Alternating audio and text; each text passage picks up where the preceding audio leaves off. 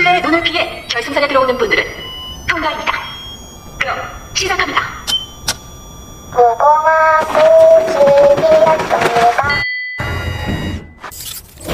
Good afternoon everyone, good afternoon ma'am. For today's video, we're going to discuss the material economic self together with the FSM and FGT students.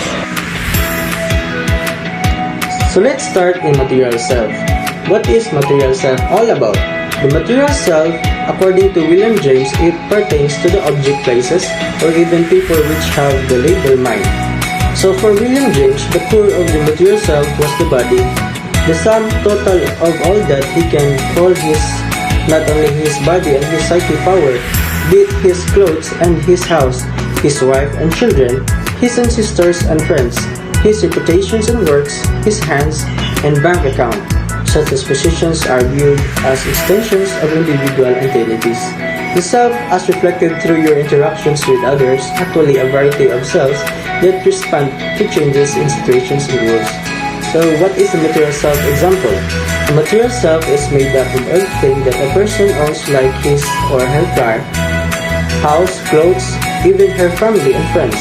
For example, I own a gadgets, shoes, and clothes. All of this will be a contribution to my material self. Is LJ Bergantinos from BS Manufacturing Engineering Technology, 4th year, and I'm going to talk about the material possession. Possession can be used as a status symbol.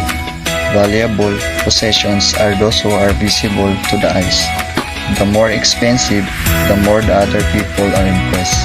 So you can see in the picture, meron tayong mga sasakyanan. So sa possession is kanang gusto nimo makuha yung isa ka bagay o naiinggit ka, kunyari gusto ka ng motor o nakita mo yung sakyanan ng kaibigan mo, parang gusto mo rin magganto. Next is the object and the things help make build a person and also shows what kind of person she is. Yes, actually makahatag siya og confidence sa imo o galingon, and ma-feel nimo na parang satisfied ka or parang gustong energy kay ka, motivated kay ka motivated kay ka muli. So next is material possession can be a reflection of hard work and success. Yes, siyempre naman is hindi naman masama magpa-flex sa imong mga things kung naghirapan mo naman siya. So, defining the self by material possession can also contribute to feelings of well-being, including sense of personal growth and purpose of the meaning in life. Yes, siyempre, malaki na tayo. Mas kailangan natin ng mga things na para mag-grow ta. I mean, for example is, so tumatanda na tayo, kailangan na ng mga bahay, siyempre mga kotse and mga things, mga damit sa kinahanglan yun as para kasama na yun, part na yun sa ating pag-grow. Okay, the people tend to appraise other people through their material possession. Thus, the greater the material possessions, the more one is likely to attain acceptance, approval, and esteem from other people. So, it means is kabantay mo ng mga tao na nire-respeto kasi meron silang pera o meron silang ganito. So, yun, nakakadagdag din siya ng mas siya sa mga tao, mas sila para respeto kapag meron kang mga bagay o mayaman ka o ganyan. Exposure to mass media greatly influence what we want. Material possessions. First is self. A person's essentials being that distinguishes them from others considered as the object of introspection or reflective action. Second is identity. The fact of being who or what a person thinks is. Material possession. First is lack or loss of material possession can be disruptive to mental health. Second is could lead to anxiety, insecurity, and depression. Needs are important for survival. Wants are synonymous to luxurious people buy them for reasons that do not warrant necessity. So, symbolic motives.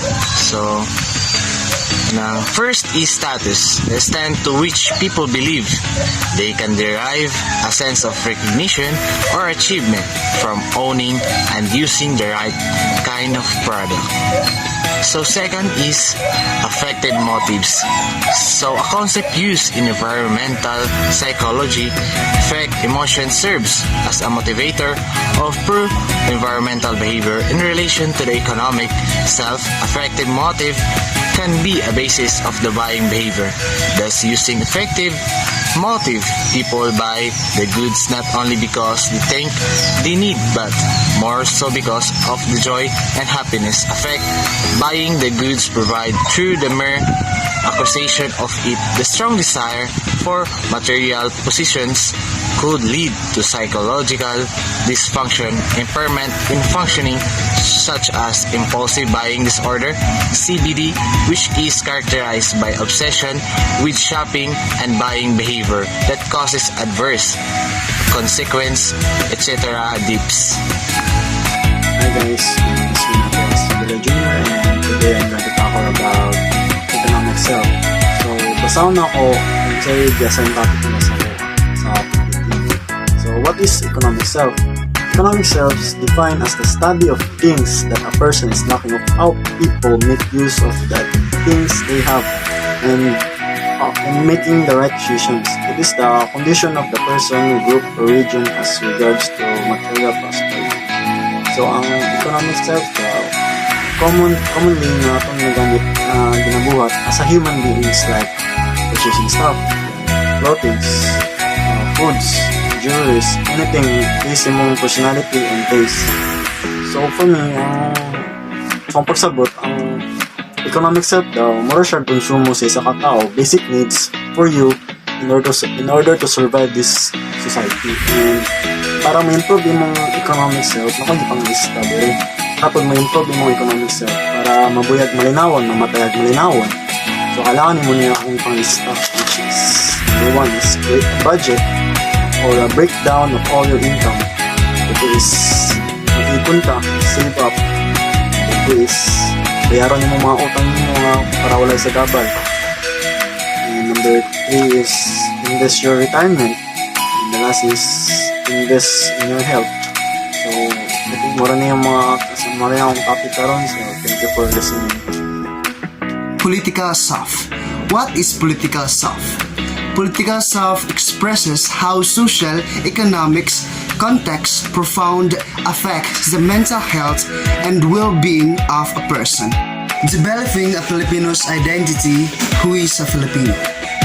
Foreign cultures, belief, language, and religions have made a huge dent on our own by setting our foundations to the contemporary Filipino identity and culture.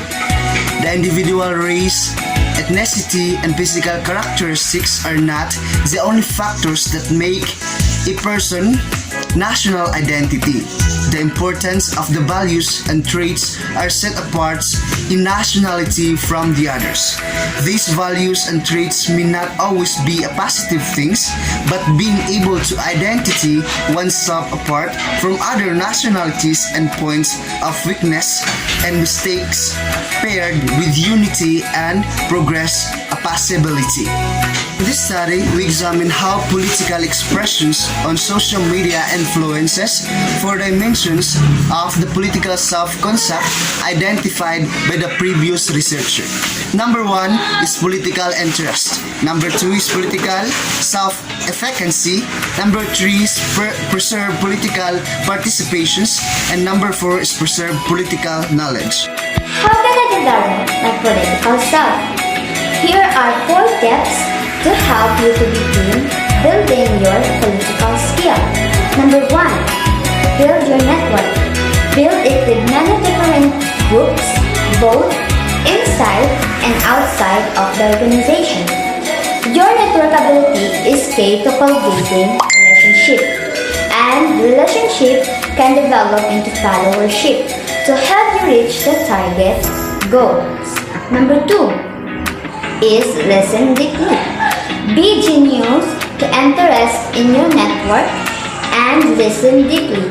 Make the interpersonal connection to build bond and trust, then and care for the connections with genuine interest. Number 3. Be confidently respectful of others and yourself. Your sincerity in respecting your interests, the interests of others, and of the organization make the difference into developing the strong followership and mentoring others to do the same. Number 4. The last. Connect the dots. Social is important to political navigation. Understanding how your interests and the interests of others can be mutually beneficial as they support the organization is what creates the true win-win situation. Philippine democracy and nationalism.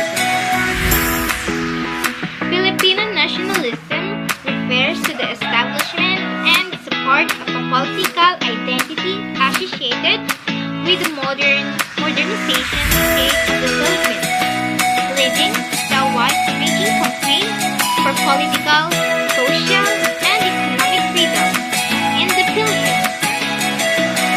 Democratic government in which power and civic responsibility are exercised by all citizens, directly or through their really elected representatives. Democracy rests upon the principles of majority rule and individual rights. Fair, frequent, and well-managed elections are essential in a democracy. Why is Filipino nationalism is more important? Because Filipino nationalism is long distance. It places a greater emphasis in the country. Physical borders in its people's imaginings of the Philippines. When these borders are contested, it provokes a strong sense of national protection from both citizens and government officials. The strength and weaknesses and Filipino characteristics. Pakikipagkapwa. Number 1, extreme personalism. Number 2, extreme family-centeredness. And number 3, lack of discipline. Number 4, positivity and lack of initiative. And number 5, colonial mentality. And 6, kanya-kanya syndrome. And lastly, lack of self-analysis and self-reflection.